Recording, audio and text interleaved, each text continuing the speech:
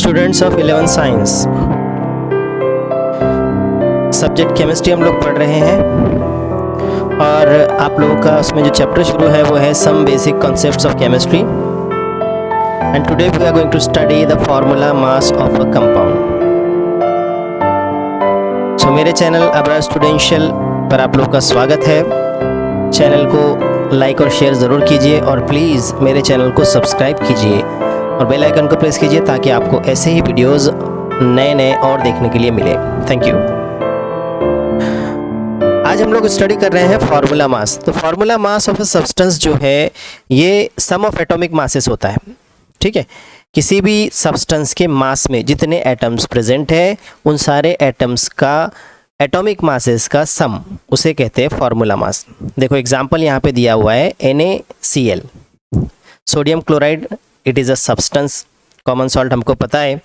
इस common salt के फार्मूले में या इसका जो ये फार्मूला लिखा हुआ है, इस फार्मूले में आप लोग देख सकते हैं Na और Cl, sodium and chlorine atoms are there. दो एटम्स इसमें है, sodium atom and chlorine atom. तो इसका formula mass of NaCl calculate किया जाएगा इस तरह से कि उसमें average atomic mass of sodium atom plus average atomic mass of chlorine atom, दोनों के एवरेज एटॉमिक मासेस का सम किया जाएगा जो एटम्स इसके फार्मूले में मौजूद है। ओके, सो 23 यूनिफाइड मास सोडियम एटम का एटॉमिक मास है, आपको पता है। एटॉमिक मास यूनिफाइड मास से इंडिकेट करते हैं, उसका यूनिट है ये। तो सोडियम एटम का एक का एटॉमिक मास है 23, क्लोरीन एटम का एक एटम का एटॉमिक मास है 35.5 यूनिफाइड मास, दोनों का सम किया 58.5 यूनिफाइड मास। ओके, तो बहुत आसानी से आप फार्मूला मास कैलकुलेट कर सकते हैं। मिसाल के तौर पे आपको H2O दिया जाए और H2O का फार्मूला मास आपको कैलकुलेट करने के लिए दिया जाए, तो इसमें आप देख सकते हैं कि हाइड्रोजन 2 है, सो 2 हाइड्रोजन्स प्लस ऑक्सीजन 1 है, 1 इंटू ऑक्सीजन। अब क्या करना होगा आपको, formula mass of H2O calculate करने के लिए 2 इंटू एवरेज, शॉर्ट में लिख रहा हूं मैं, atomic mass of hydrogen. Okay, plus sum करना होगा, 1 है ओनली ऑक्सीजन, तो इसके लिए average atomic mass of oxygen.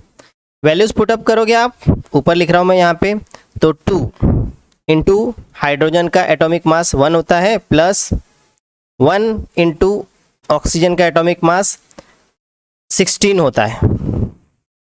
अब आप देखेंगे इसका आंसर 2 इंटू 1 ये हो जाएगा 2 और उसमें 16 मिलाएंगे तो 18।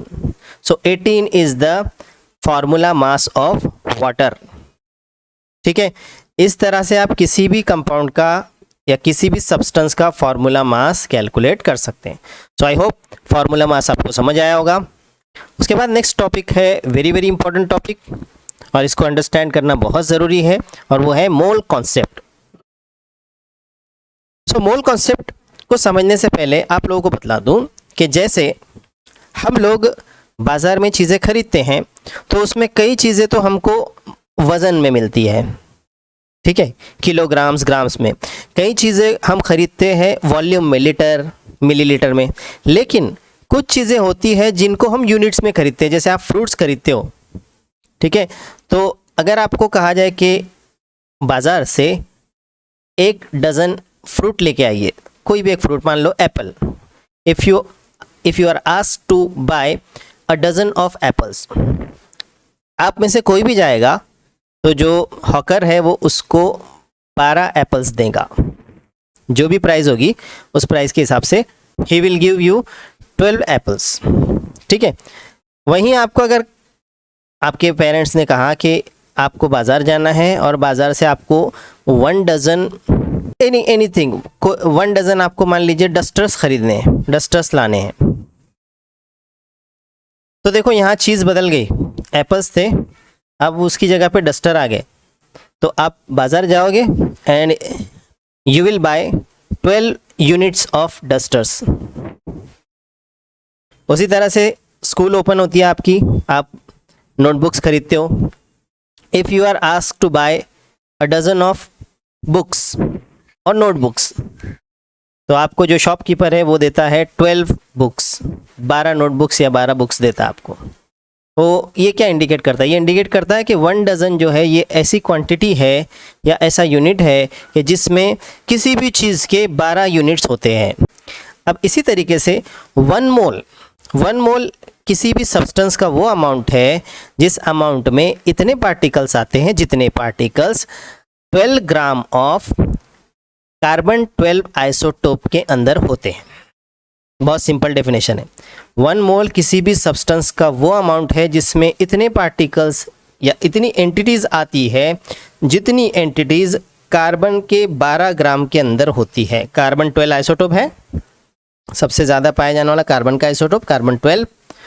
तो उसके 12 ग्राम मिकदार में, 12 ग्राम अमाउंट में जितने पार्टिकल्स गिने जाएंगे उतने particles 1 mole of any substance, किसी भी सब्सटेंस के 1 मोल में आते हैं. ठीक है. तो इसी को यहाँ आप ये ब्रैकेट में देख रहे हैं तो 0.012 किलोग्राम, यानी वही यूनिट ग्राम जो है उसको किलोग्राम में दिया गया है, उससे कंफ्यूज नहीं होना है. लेकिन इतना समझना है कि 1 मोल अमाउंट ऑफ सब्सटेंस, किसी भी सब्सटेंस का अमाउंट लिया आपने, कार्बन का अमाउंट लिया, ठीक है, उस कार्बन के अमाउंट को स्टैंडर्ड माना जाएगा और 12 ग्राम कार्बन में जितने पार्टिकल्स है वो पार्टिकल्स काउंट किए जाए तो वो पार्टिकल्स आते हैं एक्सपेरिमेंटली, उसका एक वैल्यू होता है 6.022 into 10 to the power 23 particles. ये पार्टिकल्स आते हैं 12 ग्राम्स ऑफ कार्बन 12 आइसोटोप में, और इसी क्वांटिटी को, इसी मिकदार को 1 मोल कहा जाता है. It is called as 1 mole of a substance. याद रखिए. Now how this quantity is calculated, यानी ये कैसे कैलकुलेट की गई है क्वांटिटी? तो ये बहुत आसान है. ठीक है. कार्बन को स्टैंडर्ड के तौर पे लिया गया है और कार्बन के 12 ग्राम में कैसे ये 6.022 into 10 to the power 23 particles होते हैं, ये कैसे पता चला? तो ये इस तरह से पता चला, हम देखेंगे कैलकुलेशन में कि देखिए इसमें 12 ग्राम कार्बन ली जाती है, 12 ग्राम्स, ठीक है, और मास ऑफ 1 कार्बन एटम, एक कार्बन एटम का जब मास है उसको मास स्पेक्ट्रोमीटर नाम का एक डिवाइस होता है. उस मास स्पेक्ट्रोमीटर से उसको जब कैलकुलेट किया जाता है तो उसकी वेट या उसका जो मास है, सॉरी वेट नहीं मास, तो उसका जो मास है कार्बन 12 आइसोटोप के एक एटम का वो आता है 1.992648 into 10 to the power -23 grams. ठीक है, इतना उसका मास आता है. ओके. तो mass of 1 mole of carbon atom is equal to 12 gram. ये कैसे? तो बहुत सिंपल है कि 12 ग्राम ऑफ कार्बन पर मोल लिया, 12 ग्राम ऑफ कार्बन लिया पर मोल, और उसको आपने डिवाइड किया एक कार्बन एटम के मास से जो स्पेक्ट्रोफोटोमीटर से आता है, मास स्पेक्ट्रोमीटर से जो कैलकुलेट किया जाता है.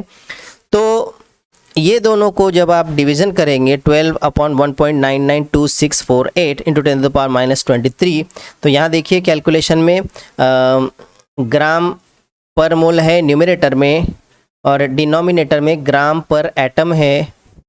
बहुत सिंपल होगा, ग्राम अपॉन ग्राम कैंसिल होगा, ये मोल जो डिनोमिनेटर में चला जाएगा और एटम जो है ये न्यूमरेटर में आ जाएगा. और after division you will get 6.022 nearly into 10 to the power 23 atoms per mole. इसलिए ये क्वांटिटी जो होती है इस क्वांटिटी को बोलते हैं 1 मोल. जैसे 1 डजन में 12 यूनिट, तो ऐसे ही 1 मोल में याद रखिए 6.022 into 10 to the power 23 particles इतने आते हैं. और एक बात याद रखिए कि जो मोल है उसका नाम जो लिखा जाता है, ठीक है, इस क्वांटिटी को जो लिखा जाता है वो MOLE से, और उसका सिंबल होता है MOL.